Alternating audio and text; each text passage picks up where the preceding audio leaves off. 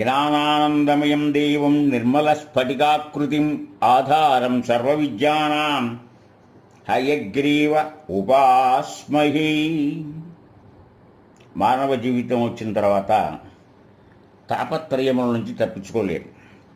తాపత్రయాన్ని తప్పించుకోవడానికి భగవంతుని శరవెడుతూ తాపత్రయం హర విభో రవసాన్ మురారే సంరక్ష్య మాం కరుణయా సరసీరుగాక్ష మచ్చిష్యమప్యను దినం పరిరక్ష విష్ణు శ్రీ వెంకటేశ మమ దేహి కరావలంబం.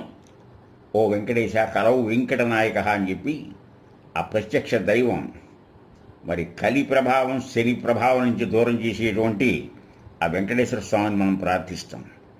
మానవ జీవితాన్ని కనుక నిశితంగా పరిష్కరిస్తే మానవుడికి అవసరమైనది సంస్కారం. సంస్కారం అంటే ఎన్ని చదువులు చదివినా the end of the education is character. ఉదాహరణకి డబ్బు పోతే మళ్ళా మనం పొందవచ్చు, ఆరోగ్యం పోతే మెరుగుపరుచుకోవచ్చు, శీల సంపద పోతే మనం మళ్ళా సంపాదించలేం. If character is lost everything is lost. మానవతా విలువల్ని మనం పోషించుకుంటూ ఉండాలి. దాని గురించి ఎంతగానో తపన పడాలి. ఆ తపనలోనే మానవ జన్మ యొక్క సార్థకత అనేది ఉంది.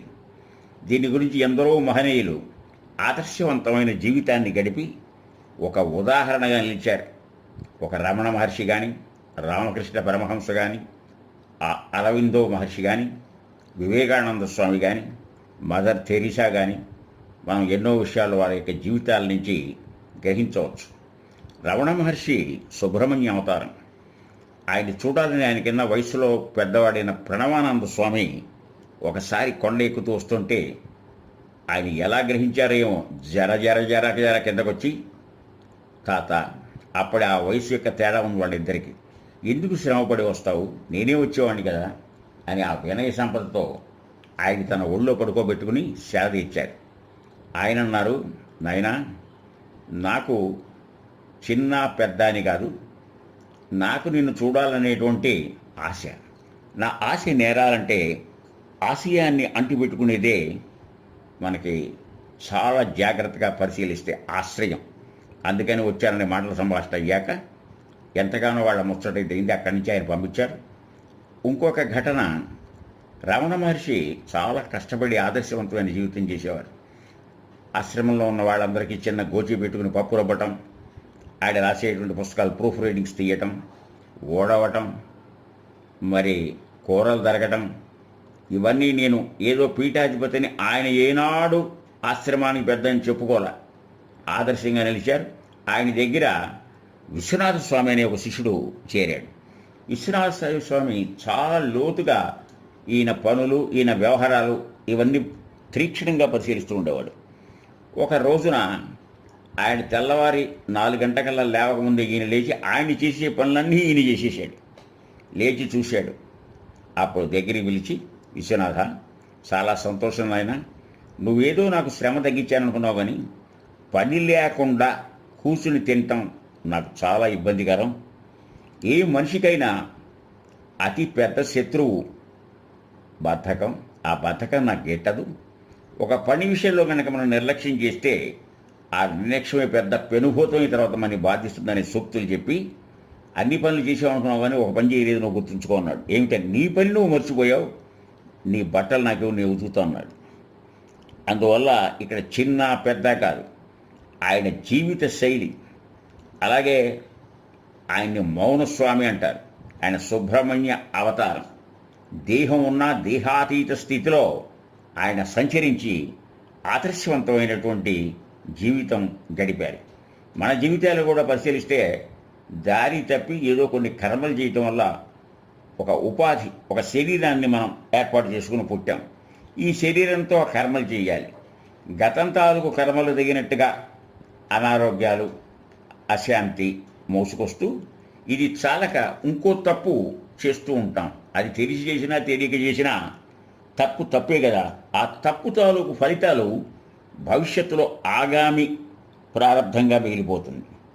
ఈనాడు కొందరు చాలా సుఖంగా ఉన్నాం, మేము పట్టింది బంగారం అయింది, మేము ఏ గుళ్ళకి వెళ్ళేది, ఏ పుణ్యాలు చేయలేదు, మాకు కలిసి వచ్చింది కలిసి రావట్లేదంటే లోతుగా పరిశీలిస్తే గత జన్మల తాలూకు చేసిన పుణ్యఫలాలు మెచ్యూర్ అయ్యి ఫలదీకరించి ఇప్పుడు అనుభవిస్తున్నావు. ఇప్పుడు ఏమన్నా చేసి ఉంటే భవిష్యత్తులో అనుభవిస్తావు. అంత మాత్రాన ఎవరికైనా మనస్సునికి ఆనందాన్ని ఏదైతే ఉందో అదే మంచి లేక పుణ్యం. అది కాక ఎవరినైనా సరే బాధ పెట్టేది మనస వాచ కర్మణ అది పాపంగా ఎంచుకుంటే ఈ ఫలితాలు నిన్ను వెంటాడుతూనే ఉంటాయి. ఇది కర్మత్రయం యొక్క విశ్లేషణ. ఆగామి సంచిత ప్రారంభ ఖండాలు. ఇంకా లోతుగా అధ్యయనం చేస్తే ఎవరి జీవితంలోనైనా దీపం ఒడిగట్టేటప్పుడు తెలుస్తుంది తన తప్పు ఒప్పులు. Ego goes before fall. గర్వమంతా ఒక క్షణంలో ఆవిరైపోతుంది చేతిలో పెట్టుకున్న మంచల్లే.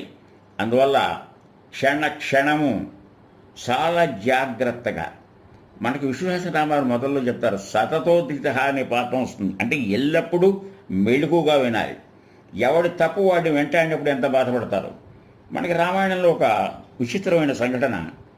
యజ్ఞ సంరక్షణకు రామలక్ష్మణులను తీసుకెళ్ళి వాళ్ళకి ఆఖరి తప్పులు లేకుండా అతి బల మహాబల మంత్రాలు ఉపదేశించిన విశ్వామిత్రుడు పిల్లల్ని కూర్చోబెట్టుకుని చాలా కథలు చెప్పాడు.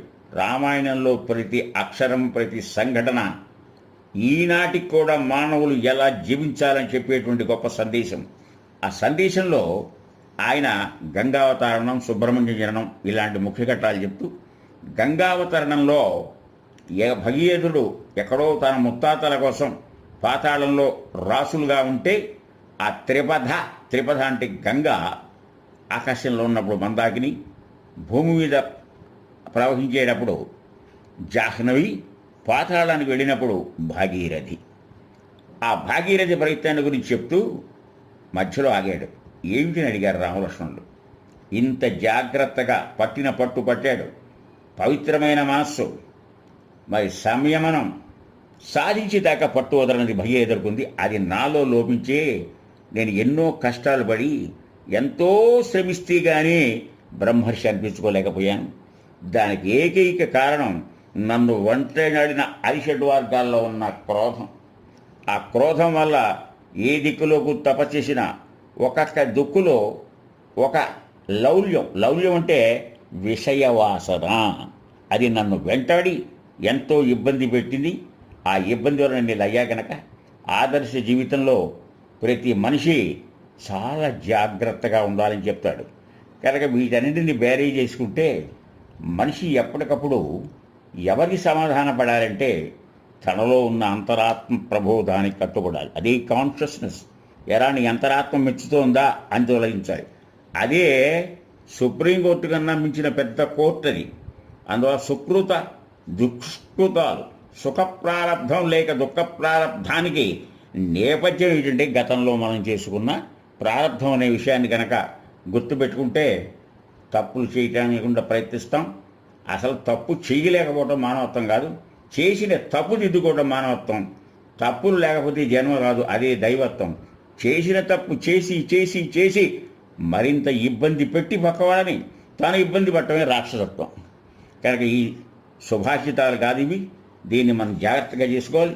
ఈనాడు కుటుంబంలో కానీ, సమాజంలో కానీ, ప్రపంచంలో కానీ కొన్ని రకాల మనుషులు వ్యక్తిగతంగా ఉంటారు. ప్రశాంత జీవనాభిలాషులు అందరం కలిసి ఉందాం, కలివిడిగా జీవిద్దాం, సంస్కారవంతమైనటువంటి చేద్దాం. వసుదైక కుటుంబం కోసం యథార్థంగా పాకులాడతారు. యుద్ధ వాతావరణానికి దూరంగా ఉంటారు. మాటలో ఇది ఉంటారు. ఈనాడు మనం గమనిస్తూనే ఉన్నాం. ప్రపంచవ్యాప్తంగా హింస, పసిపిల్ల పాలదులు, గజగజ ఈ గోళం అంతా గందరగోళంగా మారిపోయింది.